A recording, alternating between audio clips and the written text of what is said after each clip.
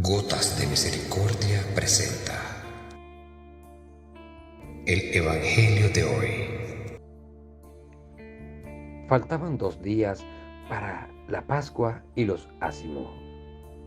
Los sumos sacerdotes y los escribas buscaban cómo prenderle con engaño y matarle, pues decían: durante la fiesta no sea que haya alboroto del pueblo.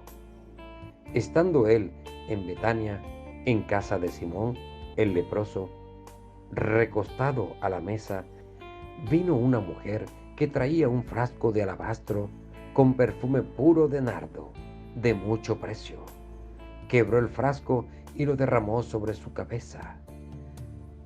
Había algunos que se decían entre sí indignados: ¿para qué este despilfarro de perfume? ¿Se podía haber vendido este perfume por más de 300 denarios y habérselo dado a los pobres? Y refunfuñaban contra ella. Mas Jesús dijo: dejadla, ¿por qué la molestáis? Ha hecho una obra buena en mí, porque pobres tendréis siempre con vosotros y podréis hacerles bien cuando querráis. Pero a mí no me tendréis siempre. Ha hecho lo que ha podido. Se ha anticipado a embalsamar mi cuerpo para la sepultura. Yo os aseguro, donde quiera que se proclame la buena nueva en el mundo entero, se hablará también de lo que ésta ha hecho para memoria suya. Entonces Judas Iscariote, uno de los 12, se fue donde los sumos sacerdotes para entregárselo. Al oírlo, ellos se alegraron y prometieron darle dinero. Y él andaba buscando cómo le entregaría en momento oportuno. El primer día de los ácimos, cuando se sacrificaba el cordero pascual, le dicen sus discípulos: ¿dónde quieres que vayamos a hacer los preparativos para que comas el cordero de Pascua? Entonces envía 2 de sus discípulos y les dice: id a la ciudad, os saldrá al encuentro un hombre llevando un cántaro de agua. Seguidle, y allí donde entre decid al dueño de la casa: el maestro dice, ¿dónde está mi sala donde puedo comer la Pascua con mis discípulos? Él os enseñará en el piso superior una sala grande, ya dispuesta y preparada. Haced allí los preparativos para nosotros. Los discípulos salieron, llegaron a la ciudad, lo encontraron tal como les había dicho, y prepararon la Pascua. Y al atardecer llega él con los 12. Y mientras comían recostados, Jesús dijo: yo os aseguro de que uno de vosotros me entregará, el que come conmigo. Ellos empezaron a entristecerse y a decirle uno tras otro: ¿acaso soy yo? Él les dijo: uno de los 12 que moja conmigo en el mismo plato. Porque el Hijo del Hombre se va, como está escrito de él, pero ay de aquel por quien el Hijo del Hombre es entregado. Más le valdría a ese hombre no haber nacido. Y mientras estaban comiendo, tomó pan, lo bendijo, lo partió y se lo dio y dijo: tomad, este es mi cuerpo. Tomó luego una copa y, dadas las gracias, se la dio, y bebieron todos de ella, y les dijo: esta es mi sangre de la alianza, que es derramada por muchos. Yo os aseguro que ya no beberé del producto de la vid hasta el día en que lo beba nuevo en el reino de Dios. Y cantados los himnos, salieron hacia el monte de los olivos. Jesús les dice: todos os vais a escandalizar, ya que está escrito: heriré al pastor y se dispersarán las ovejas. Pero después de mi resurrección iré delante de vosotros a Galilea.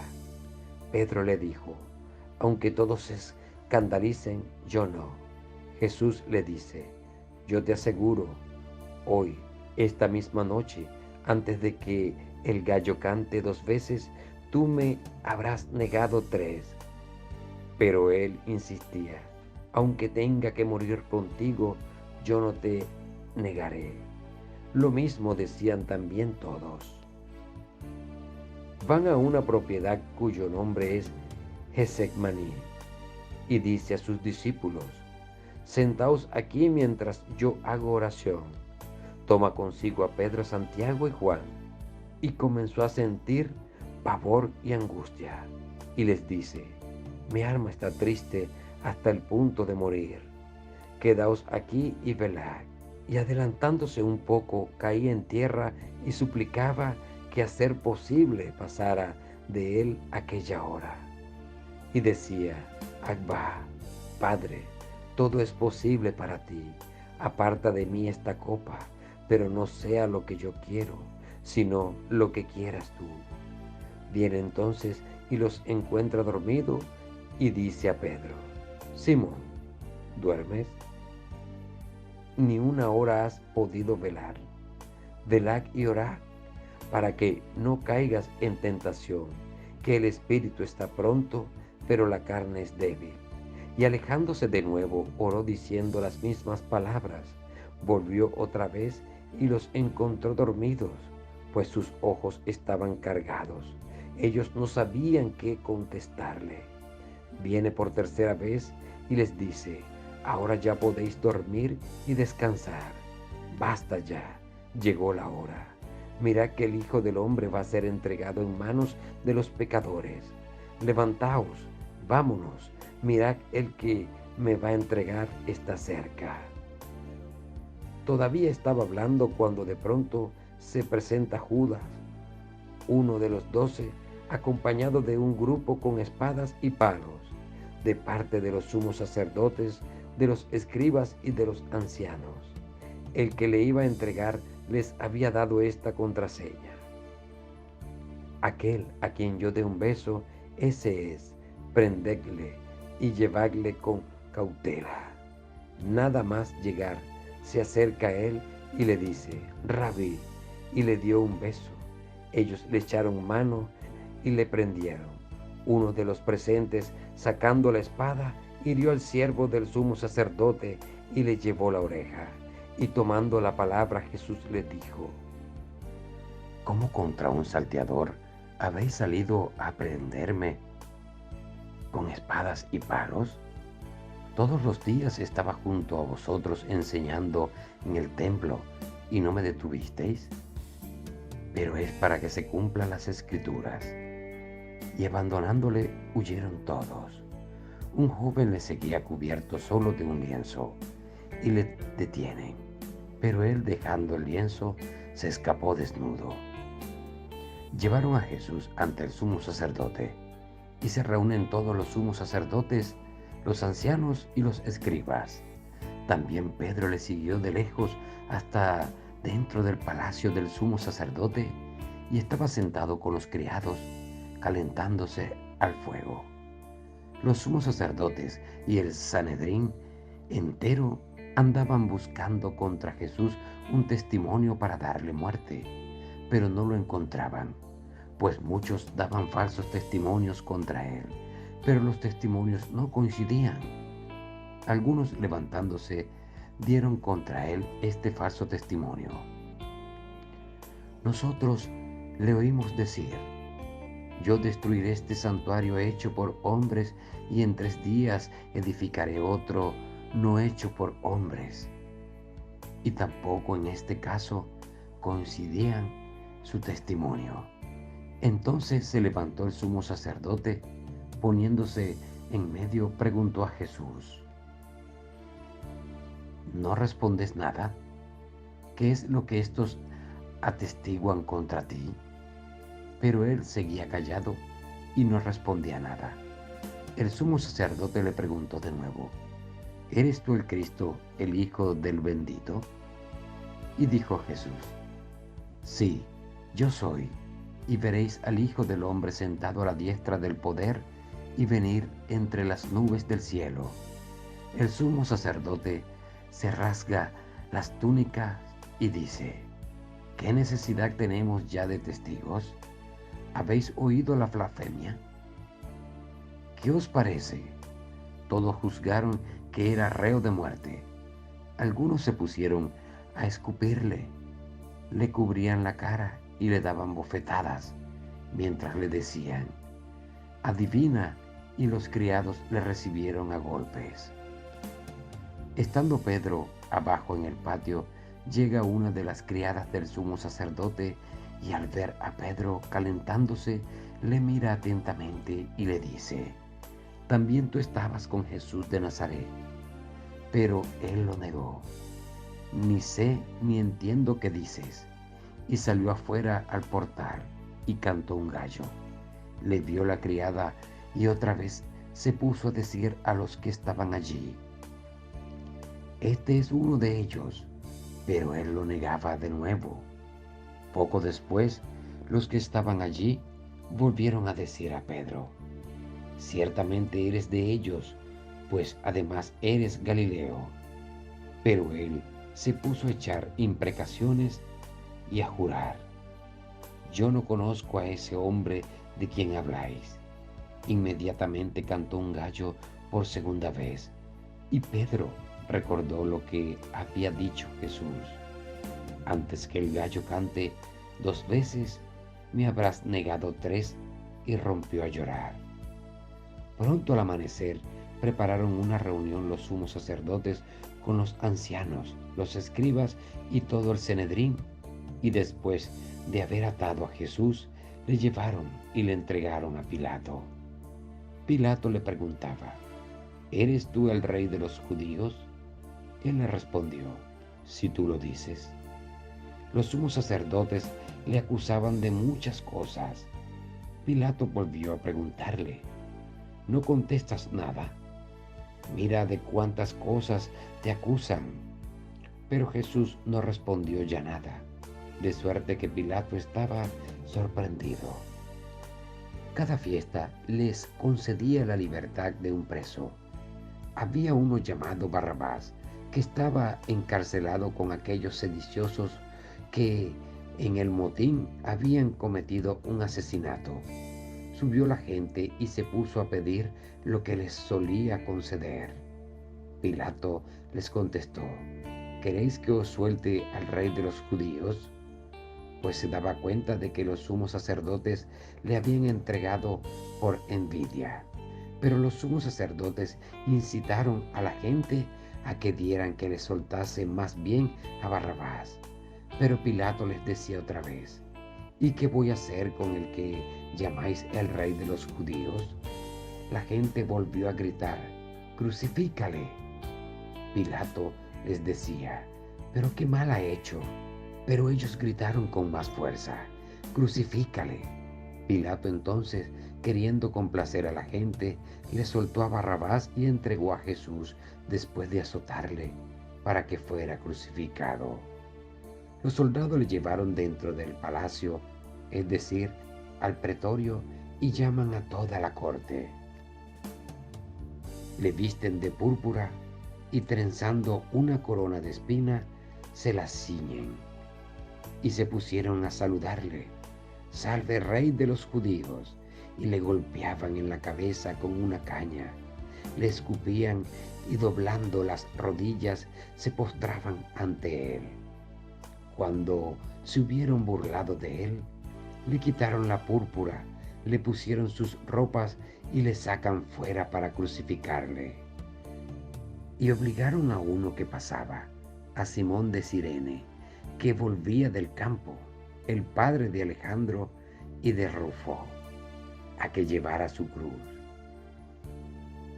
Le conducen al lugar de Gólgota, que quiere decir Calvario. Le daban vino con mirra, pero él no lo tomó. Le crucifican y se reparten sus vestidos, echando a suerte a ver qué se llevaba cada uno. Era la hora tercia cuando le crucificaron, y estaba puesta la inscripción de la causa de su condena, el rey de los judíos. Con él crucificaron a 2 salteadores, uno a su derecha y otro a su izquierda.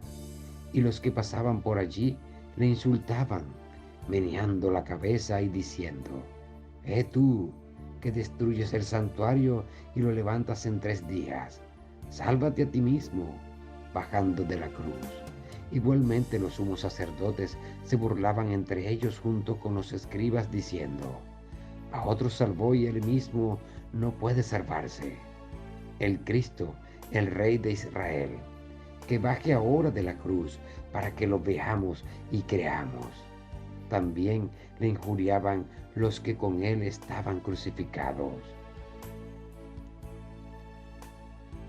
Llegada la hora sexta, hubo oscuridad sobre toda la tierra hasta la hora nona.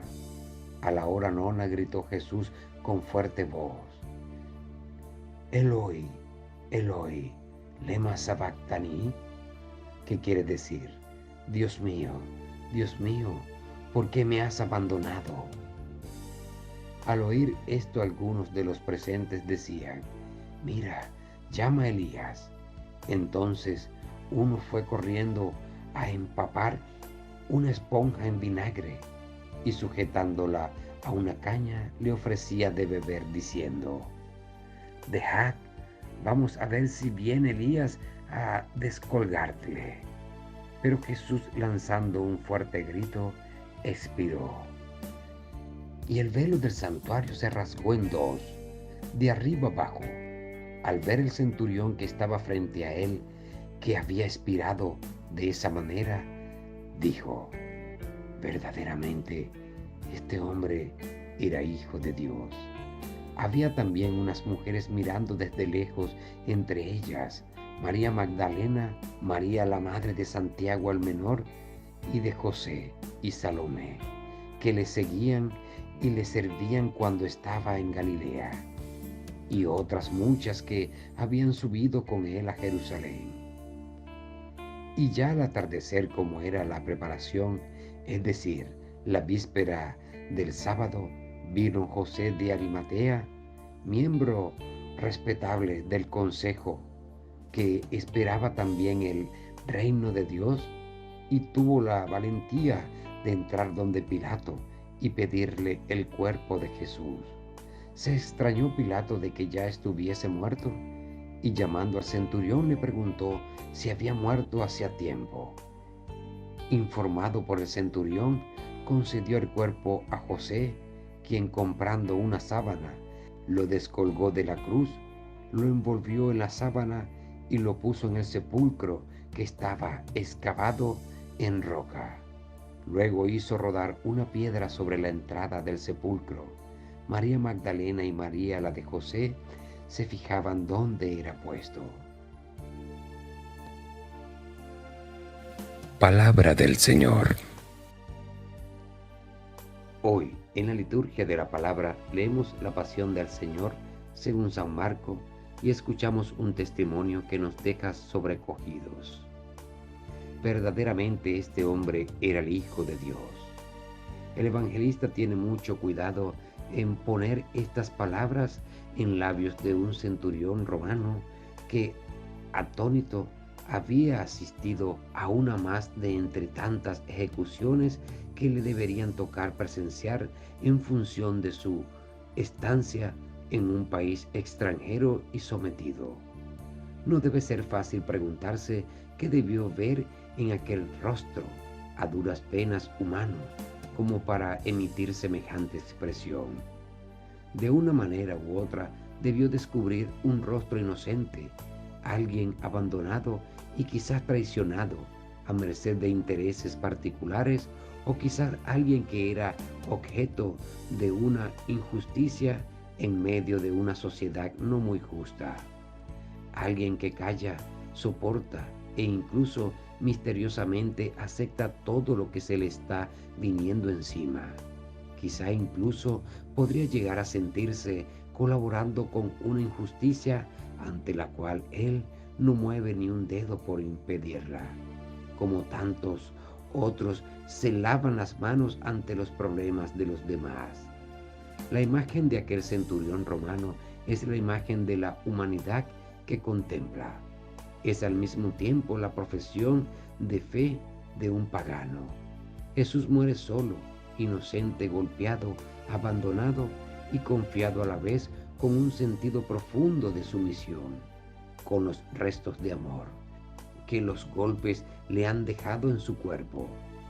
Pero antes, en su entrada en Jerusalén, le han aclamado como aquel que viene en nombre del Señor.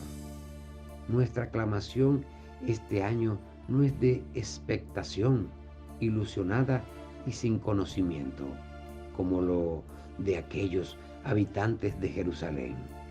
Nuestra aclamación se dirige a aquel que ya ha pasado por el trago de la donación total y del que ha salido victorioso. En fin, nosotros deberíamos prosternarnos a los pies de Cristo, no poniendo bajo sus pies nuestras túnicas o unas ramas inertes que muy pronto perderían su verdor, su fruto y su aspecto agradable, sino revistiéndonos de su gracia.